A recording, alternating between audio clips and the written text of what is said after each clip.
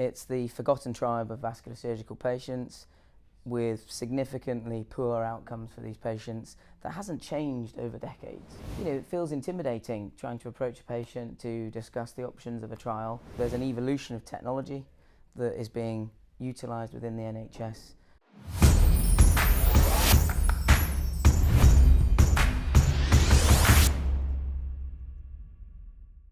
Hi there, I'm Razh, one of the vascular trainees in London and currently an Associate Surgical Specialty Lead for Vascular Surgery in Royal College of Surgeons of England. And today I'm delighted to announce that I have Sandip Nandhra with us. Thank you very much for having me. I'm Sandip Nandhra, a clinical academic surgeon up in Newcastle, and I'm running the ESTABLISH trial. So for those who don't know, what's the ESTABLISH trial? So the ESTABLISH trial is about acute limb ischemia.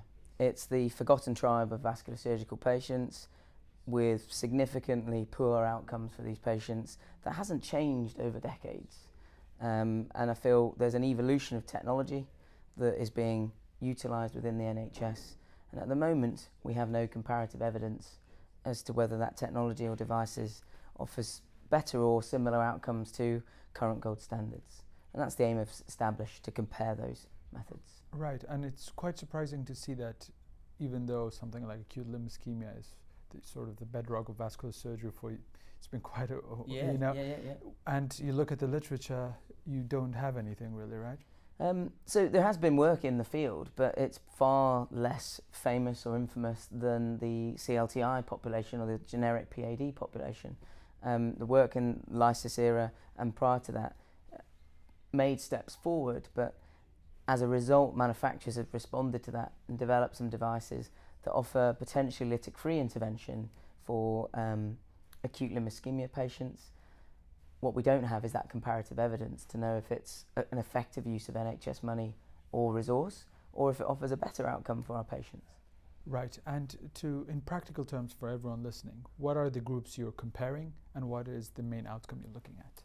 So we're looking at all comers with acute limb ischemia. So anybody with a sudden onset, acute limb, pale, pallor, according to the Rutherford criteria, and they are then randomised into either standard care, which would be open surgical intervention, or the comparator group, which is any of the modern endovascular techniques for managing acute limb ischemia. Right, and where would you say the main challenge for surgical equipoise here is? As you know, some centres, for example, just offer one of the services, let's say, rather than... Look, the thing about equipoise is interesting, isn't it? It's probably made up of a couple of things, and certainly in the acute limb ischemia, it may well be that the resource issue is a challenge. We've worked with manufacturers to be able to run some training to initiate that. There's a lot of transferable skills from other endovascular practice that would be able to apply to this. So in terms of our survey results and our work with the stakeholders, both across British Society of Interventional Radiology and Vascular Surgery, we know that people have an appetite to try these technologies, but within the safe confines of a research study. So I think equipoise, on the face of things, seems to be something we might not be as much of a challenge in this particular study, but we'll have to see how that unfolds. And for the audience listening, which is usually composed of people interested in surgery overall, how can they get involved as a consultant or as a trainee or even as a medical student? Yeah. Absolutely. We really want people to get involved in the study. It's an NIHR funded study, so it comes with all the benefits of the NIHR Associate PI scheme. So if you're a trainee and you're interested in the study, please do come along and sign up. If the sites are somewhere that you're interested to run this study, we're opening in April. We're still setting up. We have the capacity to deliver this at over 30 sites in the UK, and so please get in touch, visit the website, scan the QR code and express your interest.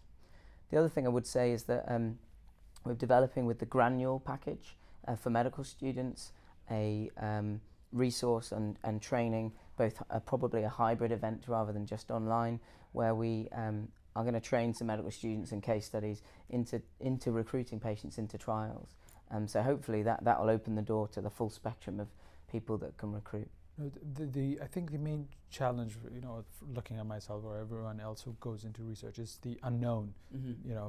So it's usually research is this hard thing, and the thing that you said about providing some initial training, and that opens the world for them, because once you enter one project, correct. Yeah, it's transferable skills, and it feels intimidating trying to approach a patient to discuss the options of a trial, and almost you feel that you're meeting them with an element of experimentation.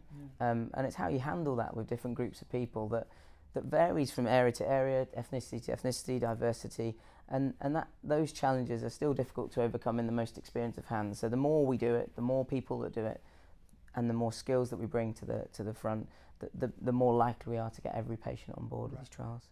And you would say that you don't have to pursue a career in academia like yourselves in order to be involved in surgery, is that correct? Research. I think surgical research, it's the breadth of practice. It's even things like looking at the application of the WHO brief and how that has improved outcomes, looking at how gender and equality within the outcomes of patients is better if you're a female surgeon. So the research isn't just recruiting into trials. Research is growing the service, growing the specialty, developing and pushing boundaries, and everybody has a part to play in that, from recruiting a patient to updating and developing your retrospective project within your own unit. So it's a broad church and everyone's welcome. Right. And recently we've seen the NCPOD report for acute limb ischemia. How was that expected, would you say, based on your review of the current situation, and how does that impact the trial? Very much so. I mean, I was lucky enough to be in part of the steering group for the NCPOD, and it's a powerful piece of work demonstrating that there is real inequity in the services we provide across the country. And it's as simple as patients not necessarily knowing when they have an acute limb and where they go, and clinicians equally not necessarily recognising it and getting patients to the areas that they need to be. So the role of the NCPOD is to drive that, to bring that balance back up, so that we might restore some equity, increase patient education, clinician education. It is a bit sad that in 2025 it's difficult for people with an acute emergency problem to sometimes reach the care that they need, and ESTABLISH is one of those areas where we can help to maybe provide data to improve that, but there are many other initiatives that we need to support. Right. Is there any advice that you would like to tell the audience? Anything? I think don't be frightened by the term research, and look at it as an integral part of everything we do, from the improvements in care that we can provide on the ward through theatres. It's not just about going away and running a multicentre randomised control trial. It's much more simple than that, but it's integral to what we do to advancing care. One thing I would say is that this isn't just a medical thing. There is a number of allied healthcare professionals out there running randomised trials, participating in those, and as a nurse or as an allied healthcare professional, you are eligible for the associate PI scheme, and can recruit and randomise patients just as anyone else. So as I said, it's part of everybody's job within healthcare, and we really do have a role. All of us have a role to play, however big or small. Thank you very much for having us. This was great talk. Thank you again for listening to this talk. If you want to listen to more videos like these and learn more about the trials happening, here's the VR UK website down there, and we'll put the link to this current established study and how to get involved as well. Thank you very much for listening, and don't forget to subscribe to our YouTube channel. Thank you.